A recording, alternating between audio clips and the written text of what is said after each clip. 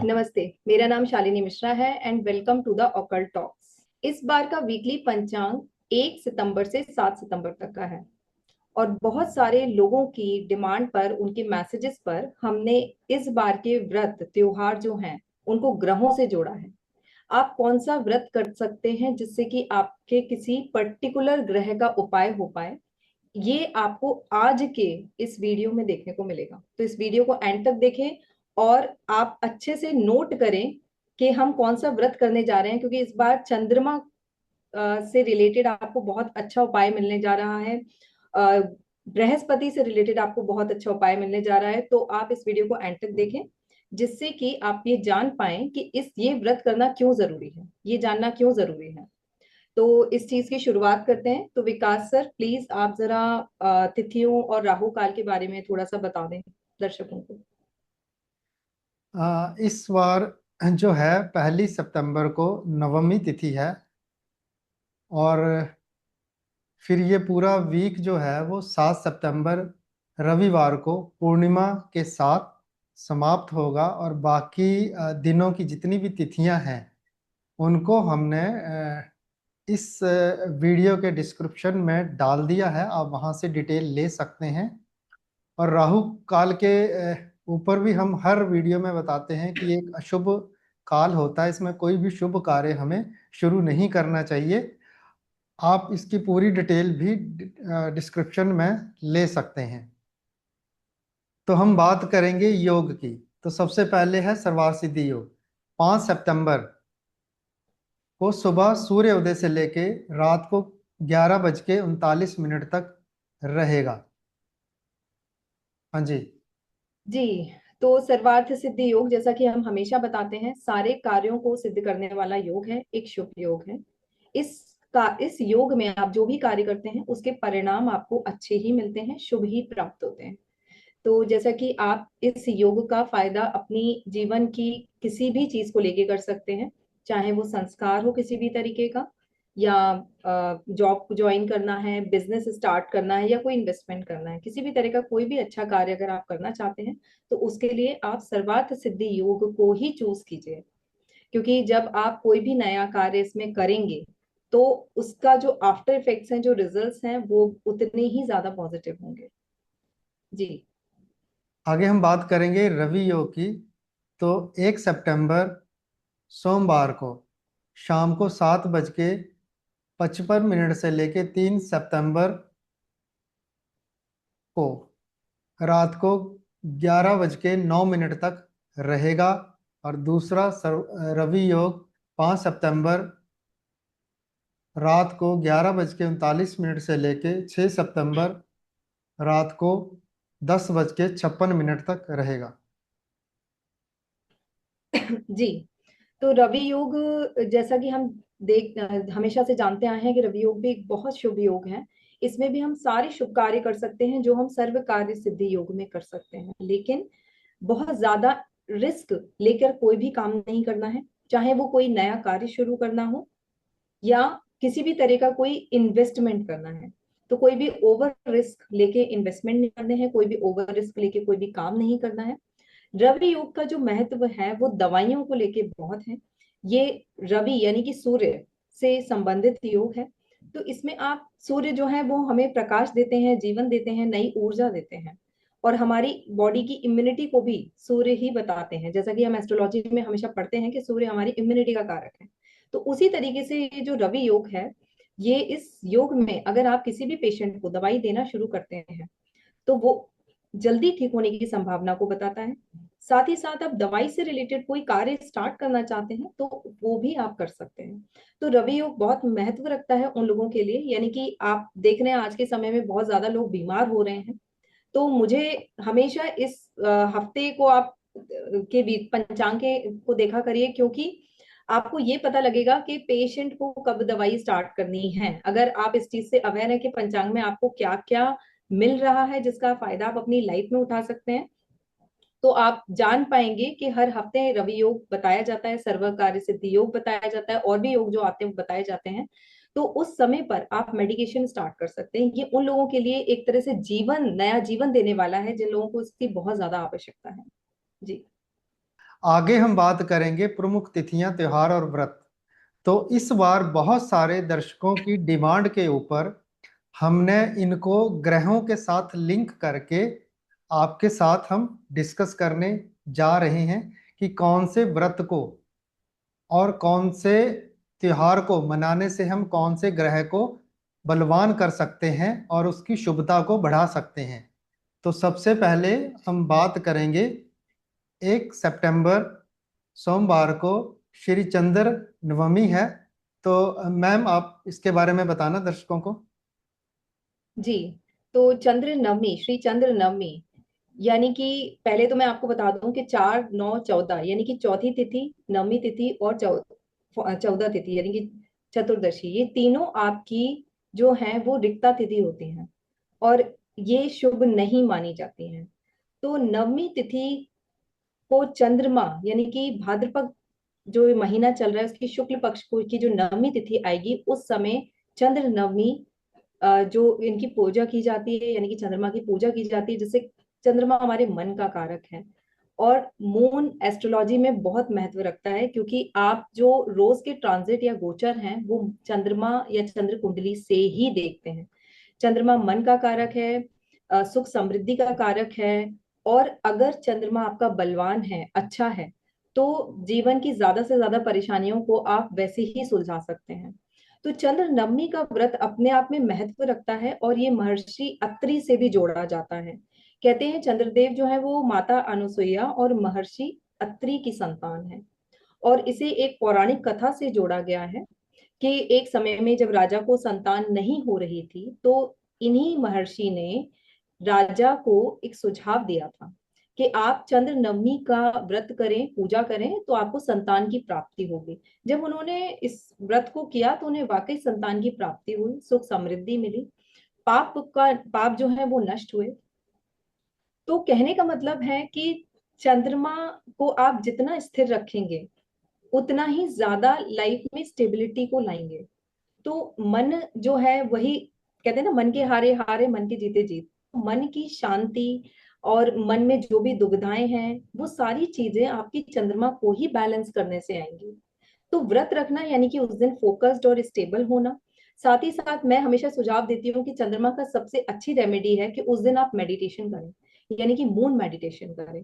आप चंद्रमा को अर्घ दे सकते हैं और साथ ही साथ वो भी दूध का अर्घ दें, और साथ ही साथ आप चंद्रमा को 15 मिनट्स के लिए, जैसे हम सूर्य त्राटक करते हैं इसी तरीके से चंद्र त्राटक होता है, तो आप वो करें और चंद्रमा के साथ आप मेडिटेशन करें। इससे आपको खुद में, खुद के मन में जो बदलाव आएगा उसका एहसास होना शुरू हो जाएगा। तो यहाँ इसकी इम्पोर्टेंस है चंद्र नवमी की। और नेक्स्ट हमारा है 3 सितंबर को बुधवार पड़ रहा है, उस दिन पद्मा एकादशी व्रत है। तो विकास सर प्लीज इसके बारे में थोड़ा बताइए। देखिए, एक मैम ने आपको बहुत अच्छी रेमेडी बताई चंद्रमा को बलवान करने के लिए। तो ये साल में एक बार ही आएगी, तो आप इसका भरपूर फायदा ले सकते हैं। अब दूसरा जो पद्मा एकादशी व्रत है, ये व्रत भी चंद्रमा को बलवान करने के लिए आप इसका उपयोग कर सकते हैं। तो पद्मा एकादशी व्रत जो है, इससे चंद्रमा और गुरु दोनों ग्रह बलवान होते हैं। चंद्रमा मन, माता और भावनाओं का कारक है, जबकि गुरु ज्ञान, धर्म, संतान और धन का कारक है। इन दोनों की कृपा से जीवन में शांति, सुख और समृद्धि होती है। पद्मा एकादशी ज्योतिषीय रूप से चंद्र व गुरु की शुभता बढ़ाने का एक श्रेष्ठ साधन है। तो आप इस व्रत का उपयोग करके अपनी कुंडली में गुरु और चंद्र दोनों ग्रहों को एक साथ बलवान कर सकते हैं, उनको स्ट्रॉन्ग कर सकते हैं। आगे हम बात करेंगे वामन जयंती की। तो 4 सितंबर को, गुरुवार को श्री वामन जयंती है। हाँ जी जी, शाल। वामन जयंती, जैसा कि सभी जानते हैं भगवान विष्णु के कई अवतार थे, उसमें से एक जो उनका 5वां अवतार है वो है वामन अवतार। और ये द्वादशी तिथि को आता है और इस दिन देखिए कितना शुभ दिन है, गुरुवार पड़ रहा है, क्योंकि ये भगवान विष्णु से जोड़ा जाता है। और गुरुवार को ये दिन पड़ रहा है, तो बहुत ही शुभ दिन है। वामन जो भगवान वामन है, इन्होंने राजा बलि के अहंकार का नाश किया था और धर्म की स्थापना वापस की थी। तो ये दिन जो है वो धर्म से, दान से, विनम्रता से जोड़ा जाता है। तो भगवान वामन ने त्रिविक्रम रूप धारण किया था और उसके बाद उन्होंने राजा बलि के अहंकार का नाश किया था। अब हम इसमें देख सकते हैं कि भगवान वामन जो है, वामन अवतार जो है, वो कहीं ना कहीं बृहस्पति यानी कि विष्णु जी से जोड़ते हैं। और विष्णु जी जो है वो एस्ट्रोलॉजी में, ज्योतिष के अंदर एक बृहस्पति ग्रह को का प्रतिनिधित्व करते हैं। तो ऐसे में इस दिन, ये दिन को हम गुरु ग्रह और विष्णु तत्व दोनों से जोड़कर देख सकते हैं। यानी कि जिन जिन के कुंडली के अंदर गुरु का दोष है या गुरु कमजोर है, ऐसे जातक अगर भगवान विष्णु का एक तरह से अनुसरण करते हैं, इस दिन का व्रत रखते हैं, तो उन्हें जो गुरु के जो दोष हैं वो कम होंगे। साथ ही साथ उन्हें बृहस्पति प्लैनेट और गुरु का आशीर्वाद प्राप्त होगा। यहाँ जब मैं गुरु शब्द बोल रही हूँ, बृहस्पति बोल रही हूँ, तो ये हम ज्योतिष के प्लैनेट जुपिटर से कनेक्ट करके हम बात कर रहे हैं। साथ ही साथ विष्णु जी की भी उनको आशीर्वाद प्राप्त होगा और जो भी उनके जीवन में किसी भी तरह की बाधाएं आ रही हैं वो सब नष्ट होंगी। कहीं ना कहीं इसको पितृ दोष शांत होता है ऐसा बोला जाता है। क्यों? क्योंकि गुरु जो है वो ज्योतिष के अंदर पितरों को भी दिखाता है। आपके जो ग्रैंड फादर्स हैं, फोर फादर्स हैं, उनको भी गुरु दिखाता है। तो यहाँ पर जब भी हम विष्णु जी का की पूजा करते हैं, उनकी किसी भी अवतार की पूजा करते हैं, तो हम इनडायरेक्टली और डायरेक्टली हम प्लैनेट जुपिटर यानी कि बृहस्पति ग्रह की ही पूजा कर रहे होते हैं। तो नेक्स्ट हमारा नेक्स्ट आएगा 5 सितंबर को, शुक्रवार पड़ रहा है और उस दिन प्रदोष व्रत है। सर प्लीज प्रदोष व्रत के अच्छा, बारे में थोड़ा बताइए। प्रदोष व्रत जो है वो प्रत्येक मास की चतुर्दशी तिथि, चाहे वो शुक्ल पक्ष हो या कृष्ण पक्ष हो, वो रखा जाता है। यह व्रत विशेष रूप से भगवान शिव को समर्पित है। प्रदोष का अर्थ होता है दिन का वह समय जब सूर्यास्त के बाद संध्या में प्रथम प्रहर चलता है। उसी समय भगवान शिव की आराधना का विधान है। तो ज्योतिषीय दृष्टि से प्रदोष व्रत चंद्रमा और शनि ग्रह को बल प्रदान करता है, जिससे मानसिक शांति और कर्म सिद्धि मिलती है। तो आगे हम बात करेंगे पंचक की। तो शालिनी जी मैम, पंचक के ऊपर बोलिए। जी। तो यहाँ सर मैं इससे एक चीज और कनेक्ट करना चाहूंगी। आपने जब प्रदोष व्रत के बारे में बताया, बहुत अच्छा बताया, शनि और चंद्रमा। जहां भी शनि और चंद्रमा का संयोग होता है, एक तरह से मिलन होता है, उसको हमारी ज्योतिष भाषा में विष दोष बोला जाता है। और इसके प्रभाव भी देखने को मिलते हैं, जैसे कि डिप्रेशन या जीवन में कठिनाइयां, बार बार चीजों का बदलाव होना जो अननेचुरल भी हो सकता है, या इंसान खुद भी करता है। तो जब हम इस तरह के संयोग को देखते हैं, तो शिव जी सबसे, मतलब महादेव महाकाल को ही प्रतिनिधित्व माना गया है, क्योंकि चंद्रमा को उन्होंने सिर पे धारण किया था और शनिदेव को उन्होंने खुद बनाया है एक तरह से। तो शनि और चंद्रमा दोनों का अगर साथ में बैठते हैं, तो इनका उपाय अगर कोई कर सकता है, इनको अगर कोई हैंडल कर सकता है कहते हैं, तो वो सिर्फ और सिर्फ महादेव कर सकते हैं। और प्रदोष व्रत में स्पेशली शिव जी का ही व्रत होता है, उन्हीं की पूजा होती है। तो ये बहुत ही अच्छा कनेक्शन है। और जिनको भी इस तरीके समस्या है, उन्हें जरूर इस दिन के व्रत करने चाहिए। अब हम पंचक की बात करते हैं। तो पंचक, जैसा कि हम हमेशा बताते आए हैं, ये 5 दिनों का समय होता है, लगभग 5 दिनों का समय होता है।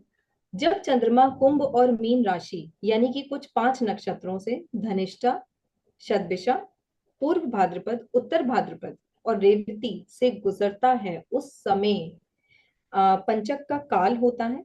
ये समय अशुभ भी माना जाता है और कुछ कार्य इसमें वर्जित भी माने जाते हैं। जैसे कि सबसे पहले तो दक्षिण दिशा बैन हो जाती है, यानी कि हम ना तो दक्षिण दिशा में यात्रा कर सकते हैं, ना ही हम दक्षिण ना ही हम दक्षिण दिशा में लकड़ी रखना या जलाना इस तरह के कार्य करने चाहिए, क्योंकि कहते हैं अगर हम लकड़ी से संबंधित कोई कार्य करते हैं तो अग्नि दोष का भय जो है उत्पन्न हो जाता है, या अग्नि दोष जैसी एक्सीडेंट कह सकते हैं, फायर एक्सीडेंट, इसकी संभावना बढ़ जाती है। दक्षिण दिशा में यात्रा भी नहीं करनी चाहिए विशेषकर, क्योंकि बहुत ऑब्स्टिकल्स या बाधाएं आ सकती हैं। अगर बात करते हैं हम नेक्स्ट दाह संस्कार की, तो ये जो दाह संस्कार है इसको हम बहुत दिनों तक तो प्रैक्टिकली नहीं रोक सकते हैं।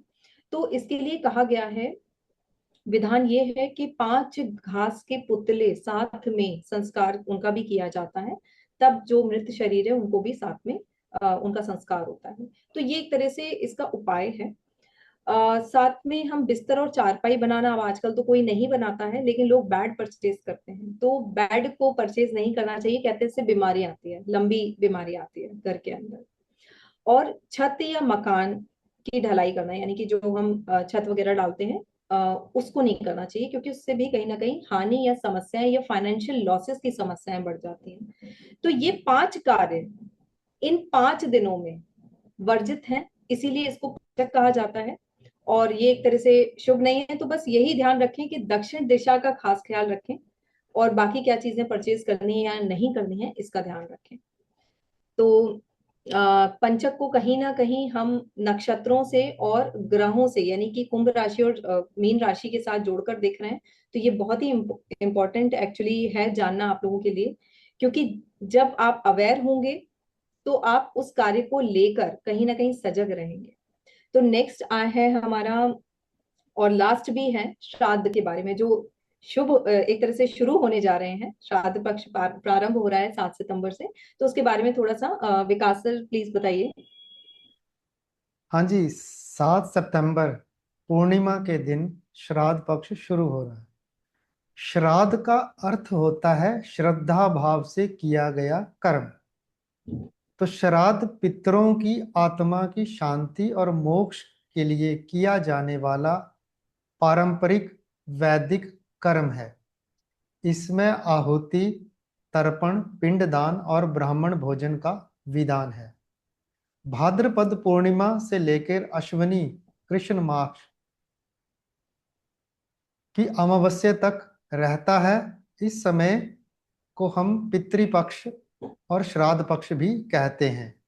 इस अवधि में तिथि के अनुसार अपने पूर्वजों का श्राद्ध किया जाता है। ज्योतिषी महत्व में श्राद्ध कर्म करने से कुंडली में जितने भी पितृदोष होते हैं वो शांत हो जाते हैं। चंद्रमा मन और सूर्य आत्मा के कारका हैं, ये दोनों बलवान होते हैं। तो श्राद्ध करने से कुल में, परिवार में सुख समृद्धि आती है और पितरों की कृपा प्राप्त होती है।